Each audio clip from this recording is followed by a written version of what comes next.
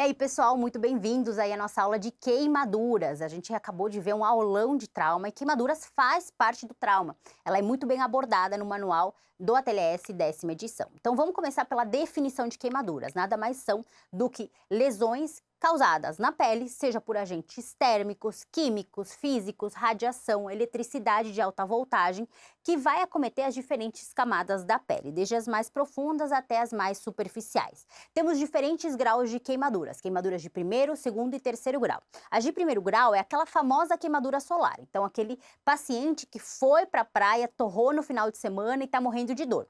O que houve aqui? Qual foi o acometimento? Basicamente, apenas da epiderme e uma inflamação da derme. Ao contrário da queimadura de segundo grau, também chamada de espessura parcial, que é outro termo muito utilizado em prova, onde ocorre a destruição da epiderme e parte da derme.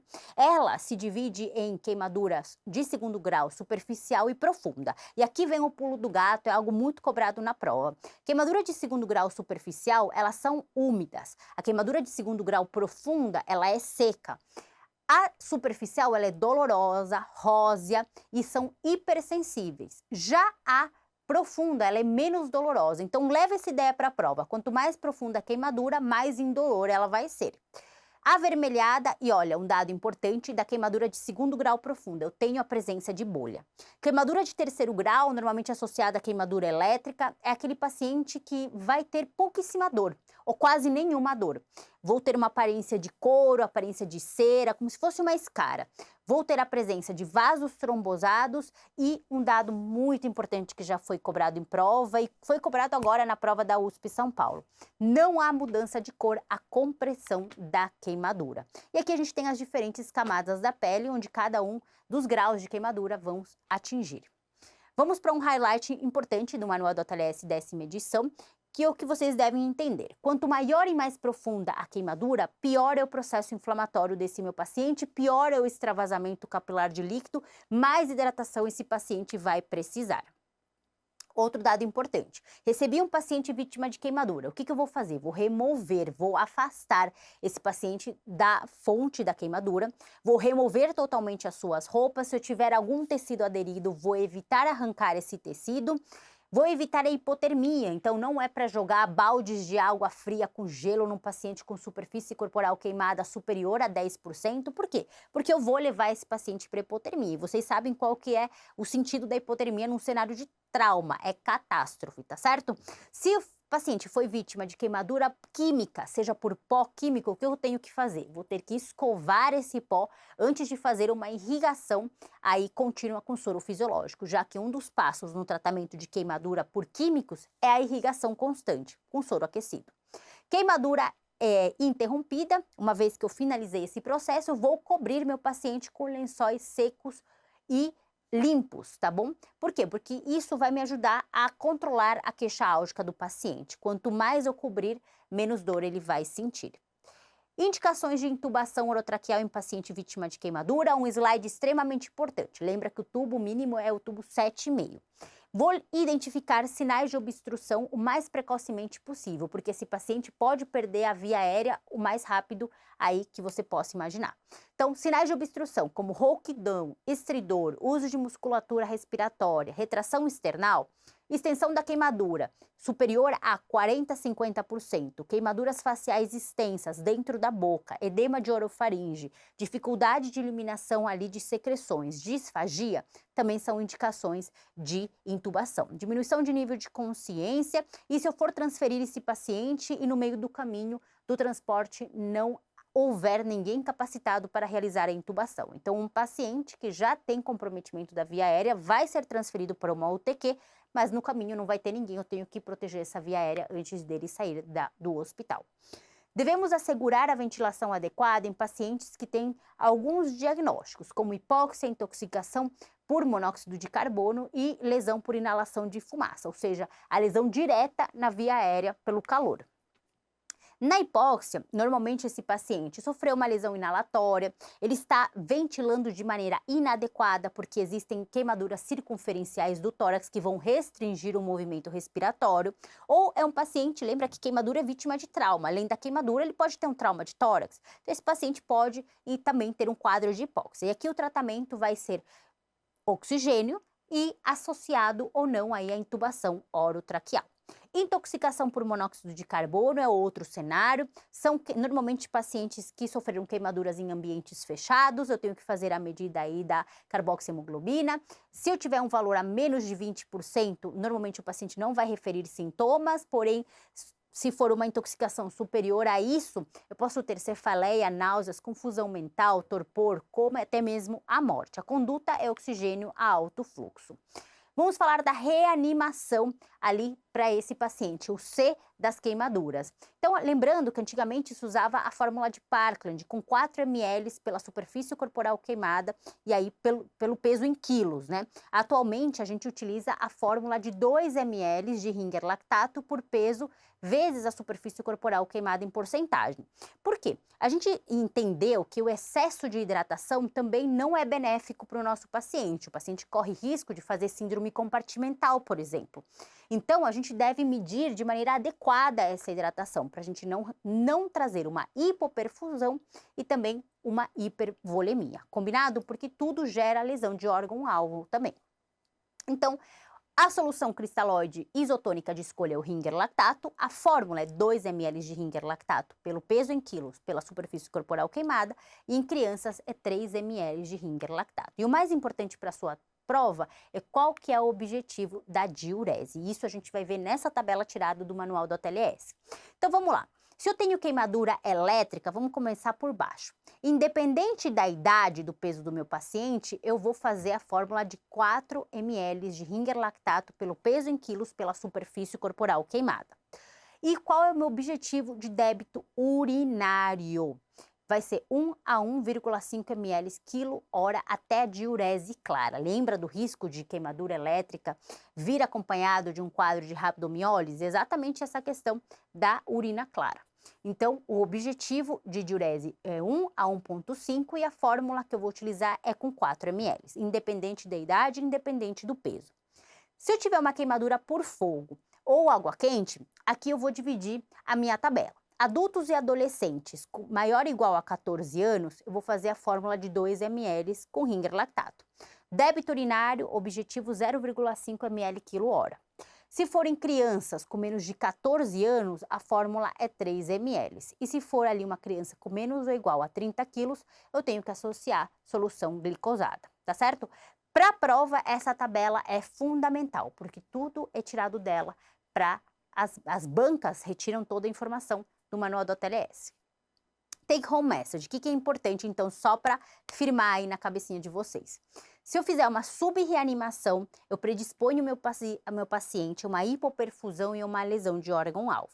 Se eu fizer uma ressuscitação excessiva, eu vou predispor esse meu paciente a um aumento de edema e, por ende, isso vai fazer com que a queimadura fique mais profunda, se torne mais profunda e o risco de síndrome compartimental abdominal e extremidades começa a surgir.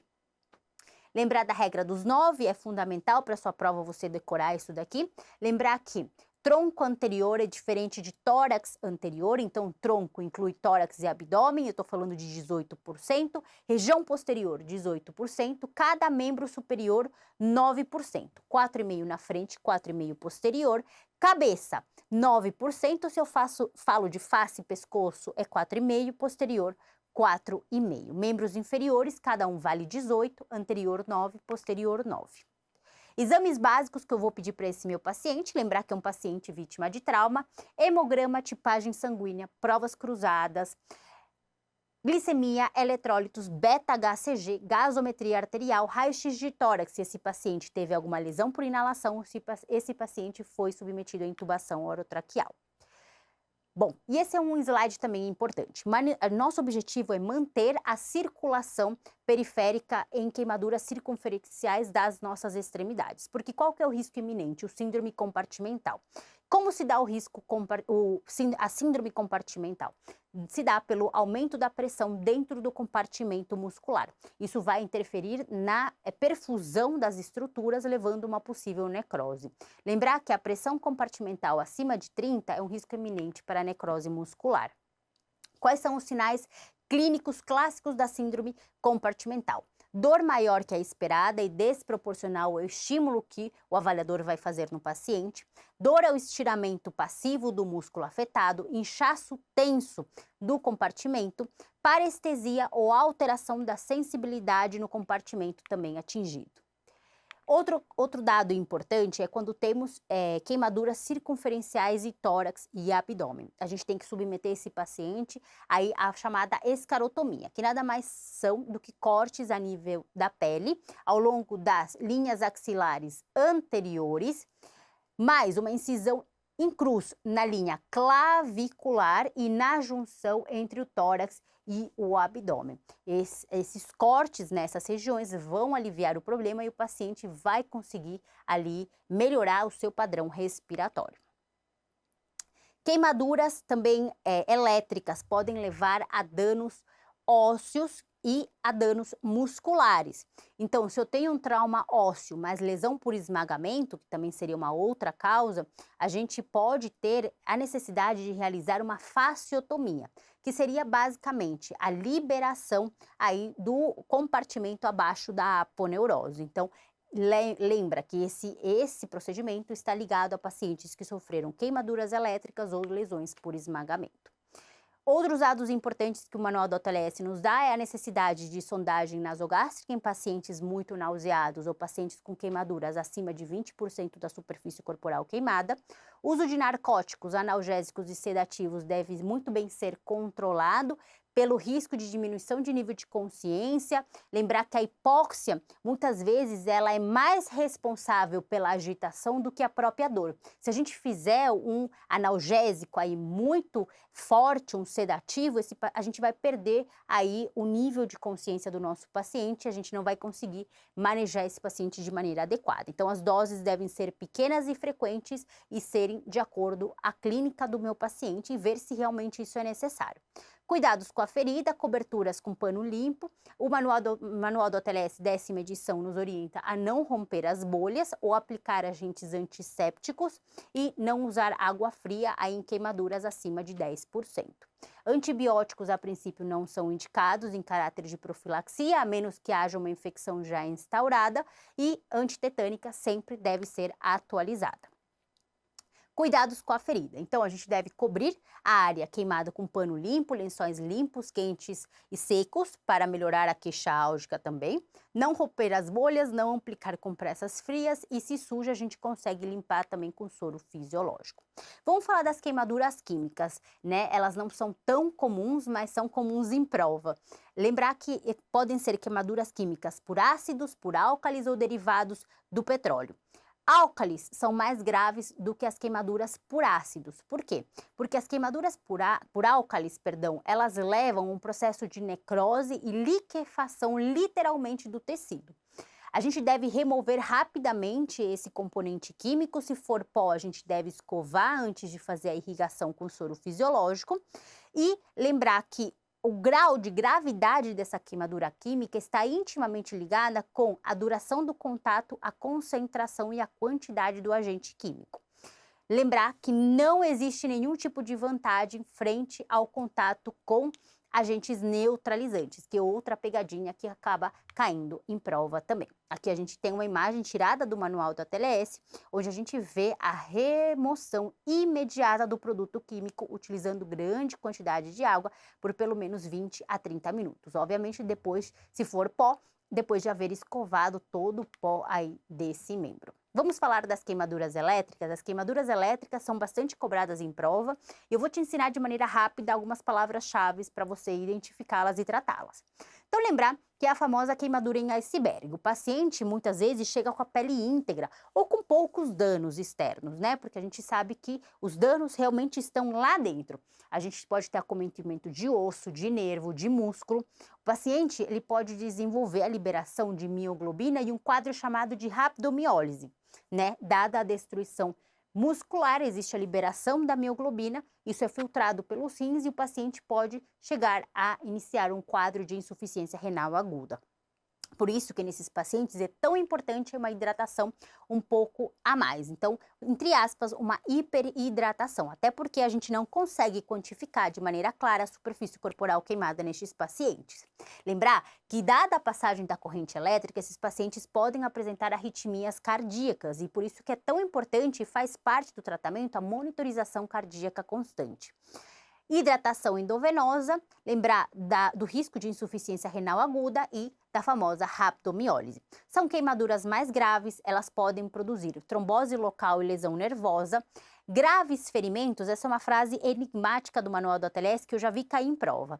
Graves ferimentos resultam em contratura da extremidade afetada. A mão contraída com orifício de entrada elétrica deve nos alertar quanto à lesão de tecidos profundos nessa topografia. Então, se eu tenho um ponto de entrada na mão, um ponto de saída no pé, foi por ali que passou a corrente elétrica, mas ela não é proporcional com os danos internos. Então, o que é visto a olho nu não tem relação com o dano interno que o paciente pode ter. Lembrar que o objetivo de diurese em paciente com queimadura elétrica de alta voltagem, acima de 1000 volts, é de 100 ml hora ou 1,5 ml quilo hora em pacientes aí também. Então, lembra aí que queimadura elétrica, dentro das queimaduras, são as mais graves, tá? Tem em relação com queimaduras de 3º grau, muitas vezes eu tenho que fazer fasciotomia, e para esses pacientes ali eu tenho que ficar alerta para todos esses sinais. Vamos lembrar mais uma vez da nossa tabelinha, então queimadura elétrica, lembrar que independente da idade, a fórmula é que com 4 ml de Ringer lactato, o objetivo da diurese é 1 a 1,5 ml quilo hora até a diurese clara. Quando eu vou transferir um paciente vítima de queimadura, segundo o manual do ATLS, também outro slide extremamente importante da sua prova. Se eu tenho uma superfície corporal queimada acima de 10%, esse paciente vai ser transferido para onde? Unidade de tratamento de queimados, UTQ. Se eu tenho queimadura em mãos, faces, genitália, períneo. Queimadura de 3º grau, em qualquer idade, queimadura elétrica, queimadura por raio, queimadura química, lesão por inalação, ou paciente que sofreu queimadura, mas tem um trauma concomitante, paciente com diagnóstico prévio que possa ser exacerbado pela queimadura, então paciente diabético, paciente com insuficiência renal aguda prévia, crônica, crianças com queimaduras atendidas em centros sem nenhum tipo de estrutura para o atendimento. Agora vamos para as questões da residência, vamos ver como isso é cobrado de vocês. Primeira questão do SUS São Paulo 2024. Henrique era o único médico de plantão no pronto-socorro de um hospital sem cirurgião plástico e acabou de receber um paciente vítima de queimadura com piche nas 2 mãos. Com base nessa situação hipotética, assinale a alternativa que apresenta o procedimento a ser realizado após a analgesia e a irrigação do ferimento abundante com água corrente, por pelo menos 20 a 30 minutos. Letra A. Realizar a remoção do piche e manter o paciente nesse hospital. B. Curativo estéril oclusivo, encaminhar para um serviço especializado. Lembrar que a queimadura por piche é uma queimadura química. O piche ele pode chegar a mais de 250 graus, né, quando aquecido. Aplicar agentes neutralizantes, jamais. A gente sabe que frente à queimadura química não é indicação. Manter as mãos para baixo por 48 horas, isso não está escrito no manual do ATLS. Deixar a região exposta, nunca se deve deixar a região exposta, sempre deve se cobrir. Então, a melhor resposta para essa questão é a resposta na letra B. Curativo, oclusivo, encaminhar para um serviço especializado. Realizar a remoção não, lembra que é um produto aderente, se a gente arrancar, se a gente retirar, a gente pode aí fazer uma lesão na pele desse paciente. Então a gente deve aí fazer uma lavagem contínua e não retirar aí o piche como tal. Famerp 2024, homem de 30 anos, vítima de queimadura por escaldadura, chega à emergência com queimadura de 1º e 2º grau em membro superior esquerdo e tronco, sem comorbidade. Refere dor intensa após avaliação inicial, a melhor conduta seria: letra A, analgesia com opioide, hidratação venosa, toxoide tetânica e curativo oclusivo. B, opioide, hidratação, antibiótico, já tira o antibiótico. Analgesia, antibiótico, curativo oclusivo, tira o antibiótico de amplo espectro. Analgesia com opioide, antibiótico também tira. Resposta certa, sem dúvida alguma, letra A. Fácil essa questão, né, gente? Não tem nem o que discutir. Mais uma questão, Faculdade de Medicina do ABC 2024. A profundidade de uma queimadura afeta significativamente todos os eventos clínicos subsequentes. Com relação a este tema, assinale a alternativa correta. Letra A. Queimadura de espessura integral não requerem enxerto de pele, podendo cicatrizar com curativos especiais à base de gases com nitrofural. B. As queimaduras de segundo grau são também denominadas de espessura total, atualmente. C. Queimaduras de espessura parcial são capazes de cicatrizar espontaneamente e podem eventualmente ser excisadas e enxertadas. Das complicações decorrentes de queimadura de segundo grau superficial estão relacionadas principalmente à presença de infecção. E os achados diagnósticos da queimadura da espessura integral são caracterizados pela extensa sensibilidade da pele queimada. Nesse caso, pessoal, se estamos frente à queimadura de segundo grau, né, a gente deve lembrar que a superficial ela costuma cicatrizar de maneira espontânea, mas a profunda, muitas vezes a gente deve fazer enxerto. Então, a melhor resposta aí para essa questão é a letra C. USP São Paulo 2024. Homem de 32 anos sofreu queimadura por escaldo de líquido aquecido em membro superior esquerdo, com acometimento de toda a derme, com leito seco, sem eritema e sem perfusão tecidual a digitopressão. Lembra daquela informação que eu te dei lá atrás? Se eu comprimo e eu não tenho mudança de coloração, eu tenho que pensar em queimadura de terceiro grau. Então, refere pouca dor no local. Isso me faz retirar o pensamento da queimadura de terceiro grau? Não. Lembra que eu te falei, quanto mais profunda, mais insensível se torna a queimadura. Mas, em algumas questões, ela vai vir como não totalmente indolor, com uma sensibilidade aí bem menos representativa.